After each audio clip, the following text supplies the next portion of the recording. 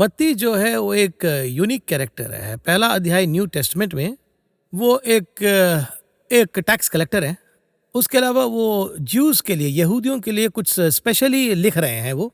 और वो जो टोटल किताब जो है ओल्ड टेस्टमेंट में आने वाली जीनियोलॉजी को, आगे कहा जाए तो क्राइस्ट ही है, इस बात को दर्ज करके स्टार्टिंग से ही वो बहुत अच्छी तरह लिखे आ रहे हैं। और वो बहुत ही सोच समझ कर बात को लिखने वाले कैरेक्टर है। मैथ्यू 24:3 में एक बहुत ही अच्छा सवाल है जिसे हम आज भी पूछते हैं। और ये वचन ऐसा है कि मैं एक वचन को एक बार पढ़ लेता हूँ, आप हिंदी में भी पढ़ लीजिए। Matthew 24:3, as he was sitting on the Mount of Olives. यहाँ पर माउंट ऑफ ऑलिव्स पे मैं महत्व देना चाहता हूँ। The disciples came to him privately, बहुत ही पास आकर पूछ रहे हैं, saying tell us when will these things happen and what will be the sign of your coming and of the end of the age. इस सवाल को आज भी बहुत लोग पूछते हैं और फॉलो करने वाले बहुत लोग इसे पूछते हैं। उस दिन जो सवाल पूछे थे वही आज भी। मैथ्यू बहुत ही पर्टिकुलरली डिटेल से कहाँ इस बात को दर्ज कर रहे हैं, प्राइवेटली आकर पूछ रहे हैं। इतना डिटेल से दर्ज करने का कारण क्या है?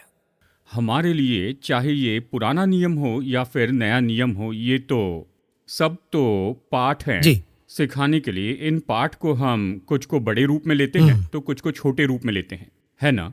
लाइटली ले रूप लेते में हैं। लेते हैं। पाई आर स्क्वायर आप देखिए, है ना? पाई आर स्क्वायर कहते हैं तो ये तो गणित की बात है। हाँ। पाई की वैल्यू होती है जी। 3.14 कहते हैं।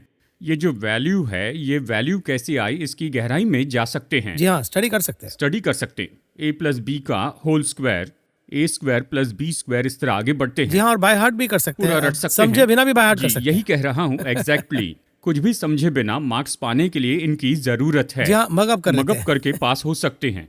लेकिन जब इस फार्मूला को समझते हैं और इसके पीछे जाते हैं तो आप इस फार्मूला को लिखने वाले हो जाएंगे। उसकी गहराई आप जानेंगे। जब हम उसके अंदर डिटेल में जाते हैं तब उसमें आगे बढ़कर पीएचडी पाएंगे। वचन कैसे, अगर आप ये पूछे तो बस इसे ऐसे पढ़कर आगे बढ़ना ये आपकी इच्छा है। लाइटली, बस हाँ। ऊपर में ही तैरना गलत नहीं है। इसी तरह जब इसकी गहराई में जाते हैं सवाल के बारे में, जितनी गहराई में जाएंगे उतनी ज्यादा स्टडी होगी।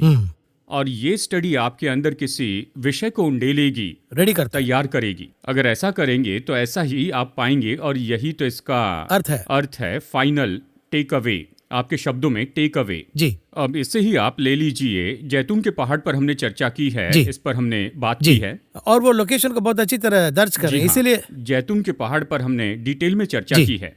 अब यहाँ पर आपने सवाल पूछा कि वो एकांत में आए प्राइवेटली। इसे अच्छे से देखे तो उसने 5000 लोगों से बातें की, जी। बैठकर मास नाव में बैठकर कुछ लोगों से बातें की। अब देखिए यहाँ पर जो बातें की, ये बात करने में और चेलों से एकांत में बात करने में फर्क है। जी हाँ, टोन ही बदल जाता है। टोन बदल गया। यदि हम मत्ती 13 में जाकर देखें तो वो इसका यहाँ पर विवरण दे रहे हैं। उनके साथ दृष्टांत में बातें की, इनके साथ विवरण देते हुए बातें की। उनसे अस्पष्ट रूप में बात की, यहाँ स्पष्ट रूप में बात की।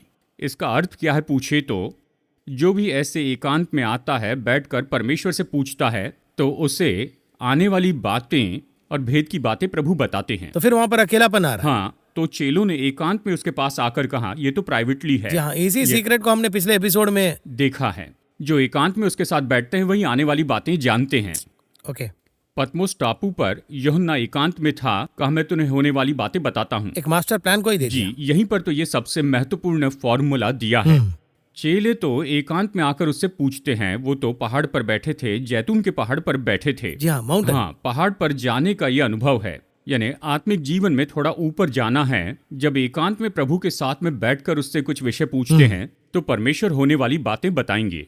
यही तो फॉर्मूला है। बहुत से लोग कहते हैं उनमें यूहन्ना जैसे या दानियल जैसे होने की आशा होती है, लेकिन उसके लिए ये काम करना होगा ताकि सब हमारे सामने बहुत बड़े रूप में दिखे। जब मैं ऊपर और ऊपर जाता हूँ तो सब नीचे रह जाता है। इसीलिए यीशु पहाड़ पर जाते थे। जीवन में जैसे यीशु के साथ में ऊपर ऊपर जाते हैं तो फिर जीवन की समस्याएं छोटी होती हैं। यही तो फॉर्मूला है। यही फॉर्मूला है। मसीह पहाड़ के ऊपर हैं और हम नीचे हैं। नीचे रहकर अगर आप ऊपर देखेंगे तो क्या दिखेगा? सब पहाड़ के जैसे बड़े दिखेंगे। यदि सबको छोटा देखना है तो पहाड़ पर जाना होगा। ऊपर जाएंगे तो सब छोटा दिखेगा। दूसरी बात, एक बाइबल टीचर ने इस तरह से कहा। उन्होंने मुझे फ़ोन किया। फ़ोन पर बात करते समय उन्होंने कहा, मैं एक पर्वत पर हूँ, प्रार्थना के पर्वत पर हूँ। मैं यहाँ पर हूँ, ऐसे कहा।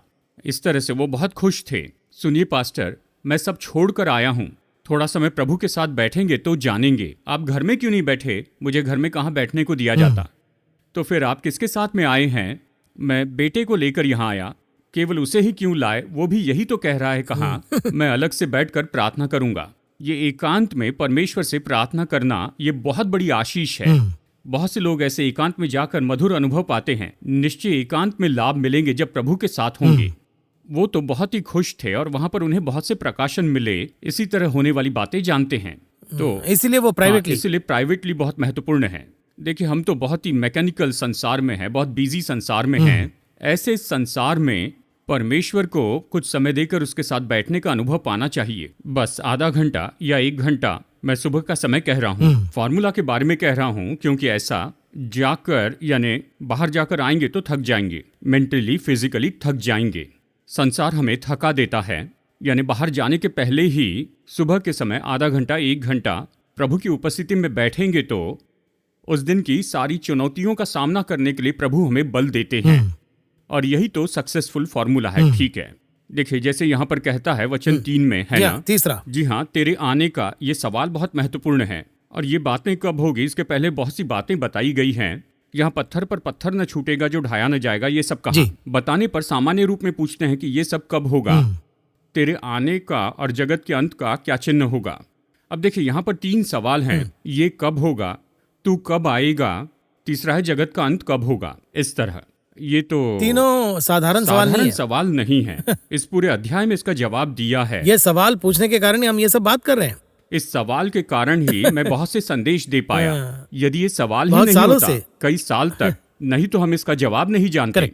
तो ये सवाल क्या बता रहा है, तेरे आने का और जगत के अंत का। जगत का अंत अब इंग्लिश में क्या एज है? जी हाँ, the end of the age. End of the age. इसका फर्क देखिए, पहले मैं इस एपिसोड में यही तो बताना चाहूंगा। जगत का अंत कहते ही सब लोग पैनिक हो जाते हैं, एक तरह से पैनिक होते हैं, एक भय, डर होता है। और कुछ लोग इस तरह के संदेश ही हम नहीं सुनेंगे, इस तरह की दशा में चले गए। उसके अलावा पहले तो हम युद्ध की बात सुनते थे, लेकिन आजकल तो युद्ध होते वक्त भी मैरिज भी होता है। हम लाइव देखते हैं, सब ये बहुत कुछ, सब कुछ कैजुअल हो गए। इसे ऐसे ही हल्के रूप में लेते हैं। ठीक है, ये सब कुछ हो रहा है, उस स्टेज में आ गए हम लोग। स्टेज में आ गए। तो इस जगह ये जगत का अंत क्या है, एंड ऑफ दिस एज, इसका अर्थ क्या होता है, इसका मैं थोड़ा विवरण दूंगा ताकि समझने में आसान हो जाए। अब यहाँ पर फर्क बताऊंगा। ये फर्क है वर्ल्ड और अर्थ का, दुनिया, जगत और पृथ्वी का फर्क। इन शब्दों का अक्सर हम सामान्य रूप में उपयोग करते हैं, जी है ना, कॉमनली लेते हैं। हिंदी में बहुत से शब्द हैं, संसार, भूमि, जगत, ऐसे बहुत से हैं। अगर कहा जाए तो यानी मिस वर्ल्ड इस तरह से खिताब दिया जाता है, मिस यूनिवर्स का भी खिताब दिया जाता है, इस तरह के खिताब दिए जाते हैं। Universe, miss universe, miss world, miss Cosmos, इस तरह से ये अवार्ड दिए जाते हैं। हमें पृथ्वी और जगत के फर्क को समझना होगा। देखिए जैसे वर्ल्ड कप होता है ना, वैसे कोई अर्थ कप नहीं होता है। तो ये वर्ल्ड कप क्यों है, वर्ल्ड कप इस तरह से क्यों है, इसका नाम अर्थ कप क्यों नहीं रखा है? देखिए हमारी जो पृथ्वी है वो तो गोल है, हम देखते हैं तो ग्लोब इस तरह कहते हैं। ये तो ज्योग्राफिकली हम इसे मानते हैं। लेकिन जगत यानी ये तो पूरी सृष्टि है, मनुष्य है, यानी आप और मैं। इसलिए ये एंड ऑफ द एज, ये पृथ्वी का अंत नहीं है, ये पृथ्वी घूमती रहेगी। जहां तक मैं जानता हूं, अगर वो अभी आए, आगमन के बारे में कह रहा हूं, तो फिर भी 1007 साल तक ये पृथ्वी बनी रहेगी, क्योंकि हमारे हिसाब से 7 साल का क्लेश काल है। उसके बाद मिलेनियम, यीशु का मिलेनियम 1000 साल का राज्य। तो 1007 साल यानी ये जब पृथ्वी पर हो जाएगा, तो निश्चय इसका अर्थ है कि उसके आगमन के बाद ये पृथ्वी 1007 साल तक रहेगी। उसके बाद प्रभु की योजना क्या है ये पता नहीं, लेकिन वो है। जबकि ऐसा है तो ये पृथ्वी नाश हो जाएगी, इसका कोई चांस ही नहीं है। उसके बारे में हमने बात नहीं की, ऐसा कुछ भी नहीं कहा। अब यहाँ पर उन्होंने क्या कहा, जगत का अंत, एंड ऑफ द एज कहा। अब ये जो एज है इसके लिए हम युग कहते हैं, संस्कृत शब्द है युग कहते हैं। अब ये युग का अंत तो आएगा, बार बार ये शब्द आएगा। उदाहरण के लिए नूह का समय, 1600 साल तक मनुष्य ने क्या किया, एक जीवन शैली यानी एक तरह की जीवन शैली में जी रहे थे। जीवन जीते समय उनका जीवन बदल गया और वो परमेश्वर के विरुद्ध में हो गए। तो परमेश्वर ने क्या कहा, मैं इन्हें खत्म कर दूंगा और न्यू एज शुरू करूंगा।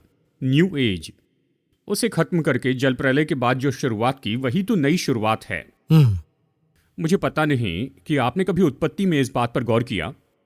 अब ये नंबर देखिए और ये नंबर आपको क्या बताते हैं ये मुझे बताइए। यहाँ उत्पत्ति 7:11 में अगर देखें तो जब नूह की आयु के 600वें वर्ष के दूसरे महीने का 17वां दिन आया उसी दिन जल प्रलय आया कहता है। जी हाँ, बहुत क्लियरली डेट दिया गया है। जी, क्लियर डेट बताई है। अब आगे देखिए, नूह की आयु के 601 वर्ष के पहले महीने के पहले दिन ये सब हुआ, इस तरह से बताता है। जी 8:13 में now it came about in the 601st year, हाँ। In the first month, on the हाँ। First of the month that the water was dried up from the earth. बहुत ही clearly first first month, first first year जी। And first day, बहुत ही clearly यहाँ date से date दी है। न्यू एज शुरू किया 111 111 इस तरह मार्क करके दे रहे हैं। मार्क करके दिया। आज से ये नया युग शुरू हुआ, अब तक के ये वर्ष खत्म हो गए। जब मैंने इसे देखा तो सच में मैं बहुत ही हैरान हो गया। परमेश्वर ने सुंदर रीति से रिस्टार्ट जी किया, हाँ, रीसेट कर रहे हैं। रिसेट किया। New year, first month, first year and first day. Now we are going to start. कब बाहर आए तब से शुरू हुआ, पुराना बीत गया, ये अर्थ है। पुराना एज खत्म हुआ, न्यू एज जी शुरू हाँ, हुआ। रीसेट कर दिया। रीसेट कर दिया, 0 कर दिया। अब ये है नंबर 1, स्टार्ट हो गया। इस तरह से रीस्टार्ट है ना, इसी का नाम है जगत का अंत और शुरुआत। ये हमें समझना चाहिए। यहाँ पर यही तो चेले पूछ रहे थे, तेरे आने का और जगत के अंत का चिन्ह क्या होगा। ओके, तो ये पृथ्वी के अंत के बारे में नहीं कह रहा है। फिर से रीस्टार्ट कब करेंगे ये पूछ रहे हैं। इसीलिए प्राइवेटली पूछ रहे हैं। ये भी एकांत में क्योंकि पूछा। भीड़ में पूछेंगे समझ में नहीं आएगा। ये नहीं समझते, पूछे तो पैनिक हो जाते। आज भी लोग किस तरह से कहते हैं, आप इस तरह लोगों को क्यों डराते हैं, यानी इस बहुत तरह कुछ है बात करने के आप लिए इस पर इसको। क्यों बोलते हैं। तो फिर बाइबल में ये क्यों बताया गया है ना। मैं हमेशा कहता हूं इसमें डरने की क्या बात है। नूह जहाज में चढ़ गया था, जी। क्या वो डरा था? वो तो बोल्डली उन्होंने तो अपने पार्ट कर दिया अपना ना। पार्ट कर दिया। जहाज में जाऊंगा तो ये बचे बाहर रहूंगा। बाहर जाओ उसी को। जो बाहर है उन्हें डरना होगा। पूरा भोजन दे दिया, जहाज तैयार किया, दरवाजा लॉक कर दिया। Now you are safe. Now ने टेक ऑफ भी लिया, बारिश भी आ गई। बारिश शुरू हो गई, लेकिन अंदर सब जो भी जहाज में थे वो सब सेफ थे, सेफ मोड। तो फिर डरना क्यों था? मसीह के लहू से उद्धार पाए, कलीसिया में जोड़े हैं, विश्वास योग्य बने हैं, तो क्यों डरना है? यदि चर्च में बैठकर डरे हुए हैं तो इसका क्या अर्थ है?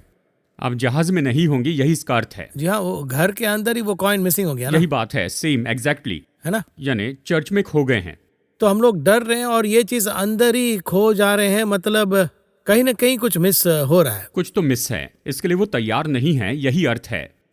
यहाँ चेलों ने जाकर जगत का अंत पूछा, when you are going to restart. वो रीस्टार्ट करने के चिन्ह यहाँ पर बताए गए हैं। अब इसमें बड़े हैरानी की बात यह है और सटीकता से बताया गया है। यहाँ 24 में 37, 38, मत्ती अध्याय 24, 37 और 38।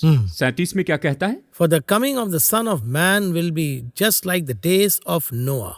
क्लियर है, क्लियर है ना? मैं तो बहुत ही अच्छी तरह देखिए इसे कैसे को रिलेट किया करेक्टली। करेक्ट। वहां पर जो हुआ था वैसे ही यहाँ पर भी होगा। उनका सवाल था वचन 3 में, जगत के अंत का क्या चिन्ह होगा। यानी ये सब कुछ क्लोज करके रिस्टार्ट करके फिर से 111 में शुरू करना है। इसी तरह से सब कुछ क्लोज करके फिर से 111 वही मिलेनियम है। तो ये पृथ्वी के अंत के बारे में नहीं है जी, फंडामेंटली से समझना होगा। ये फंडामेंटली समझना है। अब ये सब तो एक स्ट्रक्चर के नाश होने के बारे में कहते हैं कि पृथ्वी नाश होगी, स्ट्रक्चर का अंत। सुनामी ये एक स्ट्रक्चर का अंत है, लेकिन यहाँ पर स्ट्रक्चर के अंत के बारे में नहीं कहा, एक युग के अंत के बारे में कहा। यानी टोटल क्लोज करके अगेन रीस्टार्ट, देन 111 मिलेनियम, फिर से 111 की बात है। वो कब आएगा यही तो ये पूछ रहे हैं। तो आपको और मुझे इस भूमि के अंत के बारे में सोचने की जरूरत ही नहीं है। यदि पृथ्वी के अंत के बारे में अगर हम सोचेंगे तो लूत की पत्नी के जैसे होंगे। नहीं तो ये हमारे लिए ऐसा होगा, अरे जो भी बचाया था सब चला गया, जो मैंने लाया था वो चला गया। पीछे मुड़ के पीछे देखने का अनुभव। स्वयं यीशु ने कहा लूत की पत्नी के बारे में सोचो। वहां पर भी वो बहुत स्पेसिफिकली सटीकता से इन शब्दों में कहा लूत की पत्नी के बारे में सोचो। क्यों ऐसा महसूस करते हैं? हम स्ट्रक्चर के नाश होने के बारे में सोचते हैं, लेकिन मिलेनियम के रीस्टार्ट के रूप में नहीं देखते।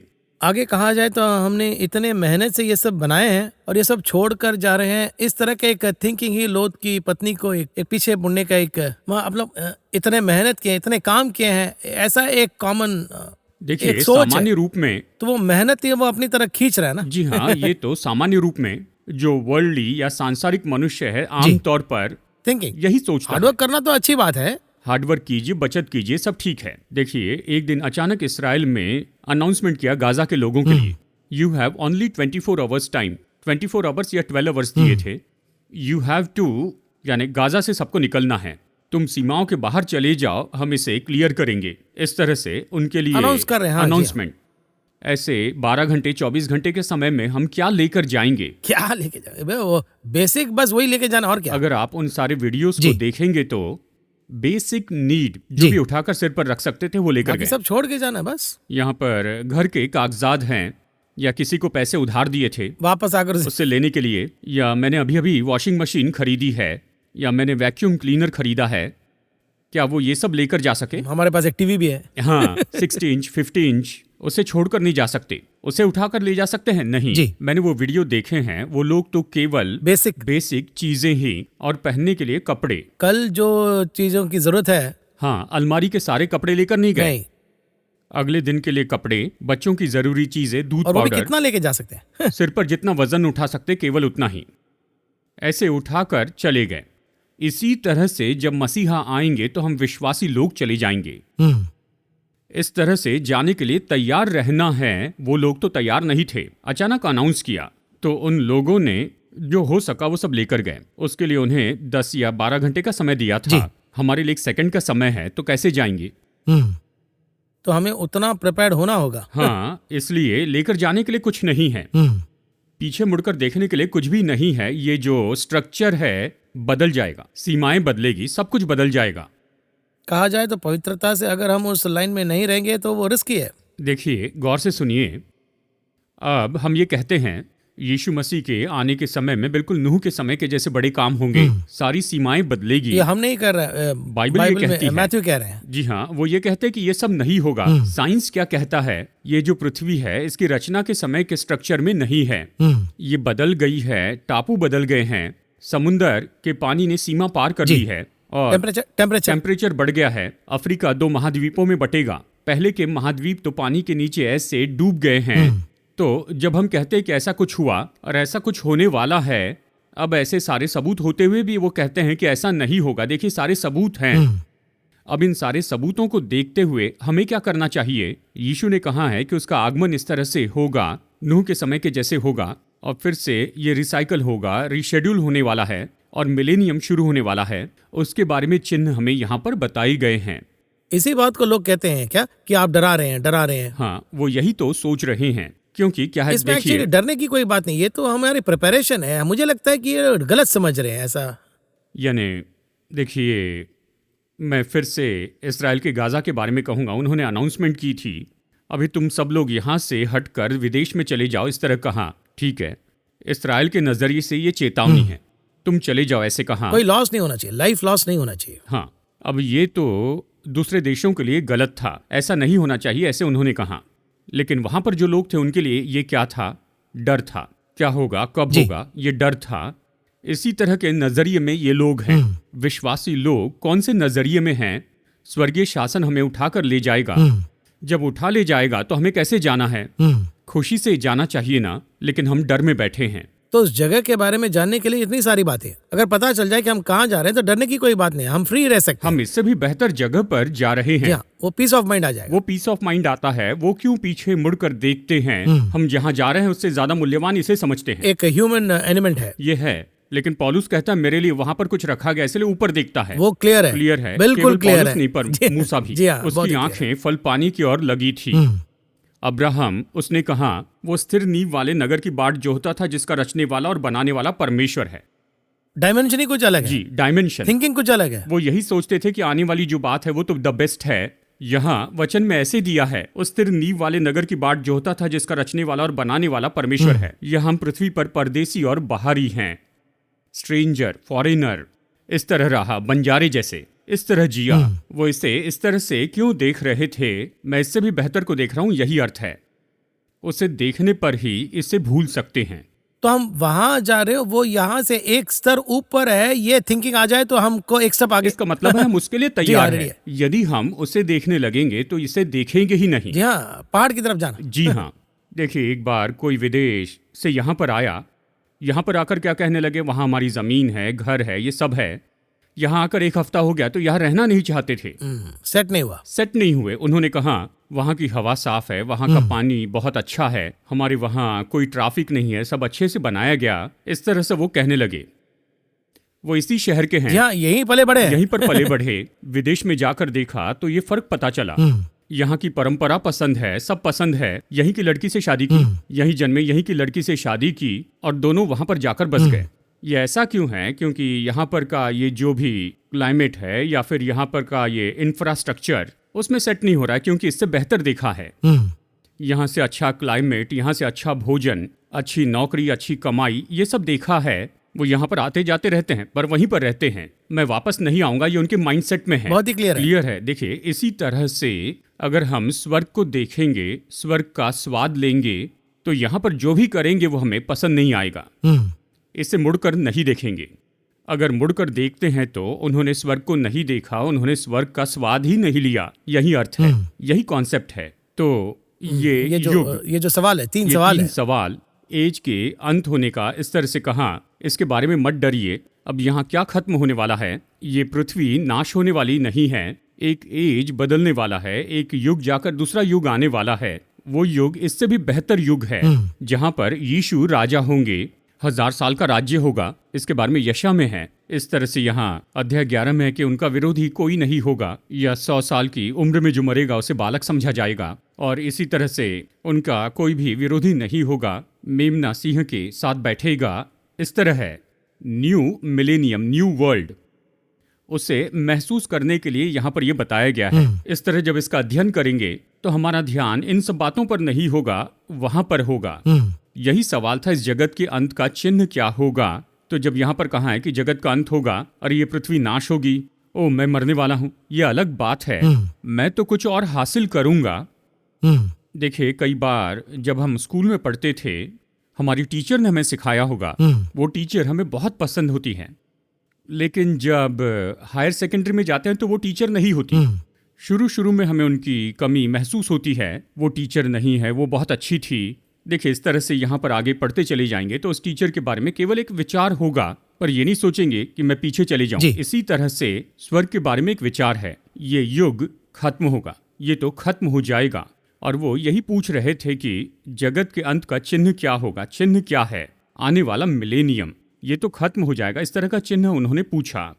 इसे जब मैं देखता हूँ, अब कुछ फ्यू मिनट्स ही बचे हैं, आखिर में एक सवाल पूछना था। अब इससे एक तो इसे कह रहे हैं, मैथ्यू से रिकॉर्ड कर रहे हैं, डिसेबल्स इसे समझ रहे हैं, वो एक तरफ ठीक है। अब दूसरे पार्ट में विनाश की बात करते हैं। सौदम और गुमरा का विनाश होने वाला ये कह दिए, तो इब्राहिम और उनके बीच एक कॉन्वर्जेशन होता है, यही कि प्रभु, यही कोई 50 लोग होंगे तो क्या आप विनाश नहीं करेंगे? 10, 20 या 30 लोग उस गुण को प्रभु में वो पाना चाहते हैं। तो इस विनाश और विनाश से परे डिसाइपल्स से कहने का कारण ये है कि मेरे लोगों का विनाश ना हो। इस सोच को हम कैसे समझेंगे? हमें क्या करना होगा? हमारे जाना अलग बात है, मेरा सेल्फिश रहने से बढ़कर वो और कुछ चाह रहे, ऐसा मुझे लगता है। देखिए, बात तो ये है, परमेश्वर नाश करेंगे ये कॉन्सेप्ट नहीं उनका, है। हाँ, उद्धार देने का कॉन्सेप्ट है। Correct.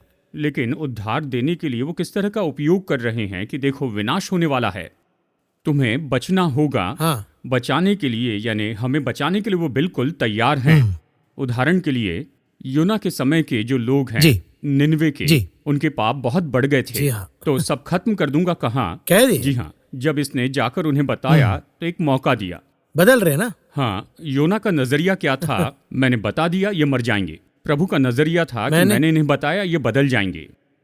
So difference between God and the prophet. जी, यही फर्क है हम में और परमेश्वर में। मैं क्यों भविष्यवाणी दे रहा हूँ? ताकि वो बदल जाए। भविष्यवक्ता का नजरिया क्या था? मैंने कह दिया, उसे होना होगा, नहीं तो लोग मुझे गलत समझेंगे। तो मैं एक नकली भविष्यवक्ता, झूठा भविष्यवक्ता कहेंगे। देखिए, जब आहाब था, एलिया ने वही कहा जो परमेश्वर ने कहा था। ये नजरिया है। एलिया ने जाकर बता दिया कि आहाब मर जाएगा, ये परमेश्वर ने कहा था। जाकर उससे कहना कि वो मर जाएगा। इनके कहने के बाद ये प्रभु कह रहे हैं। इसने जाकर वो सब बताकर आ गया। वो रोने लगा, उसने पश्चाताप किया, मन फिराया। परमेश्वर ने इससे कहा, उसने मन फिरा लिया है। वो तो ठीक है, लेकिन मेरी दशा क्या होगी? मैंने तो कह दिया। अब ऐसा है तो भविष्यवक्ता को ये बात समझनी होगी। मैंने जो भविष्यवाणी की है ये उसे बचाने के लिए है। ये कॉशन है, चेतावनी है। ये सुनकर अगर वो पश्चाताप करे तो परमेश्वर क्षमा करेंगे। यही नजरिया है। क्यों ये सब कुछ लिखकर दिया गया है, क्यों इतना कुछ दिया गया है? इसीलिए कि उद्धार हो जाए। हमारा काम है कि वो उद्धार पाए, वो बच जाए, आने वाले विनाश से बच जाए। यही सत्य है। देखिए, विनाश तो आएगा, ये तो एक बात है, वो भी सत्य है। ये परमेश्वर का वचन है, विनाश होगा। अब इसमें हमारा काम क्या है? जितने हो सके उतने लोगों को बताए कि वो इससे बच सके और उद्धार पाए। यही हमारा पार्ट है। उस हार्ट बीट को चाहते हैं, इसलिए अलग से बुलाकर उनके हार्ट बीट को एक्सप्लेन कर रहे हैं। ये कहने के बाद कहते सारी जगत में प्रचार करो। धन्यवाद ब्रदर जगन। इस एपिसोड में हमारे बहुत ही क्लियरली 3 सवाल का जो बेसिक फाउंडेशन समझ में आ गया। अगले एपिसोड में हम डिटेल में कुछ और चीजों को देखेंगे, क्योंकि ये पूरा कार्यक्रम जो है ये सिर्फ एम टाइम्स ही नहीं, हमने जो टाइटल रखा है वो ही कुछ अलग टाइटल है। भूतकाल की बातें, भविष्य की बातें। तो भूतकाल की बातें एक तरफ, अब भविष्य में जो होने वाला है उस एंगल के लिए हमें रेडी होना, ये हमें समझ में आ रहा है। अगले एपिसोड में हम एक और इंटरेस्टिंग सवाल के साथ इस कार्यक्रम को जारी रखेंगे। धन्यवाद, नमस्कार। धन्यवाद।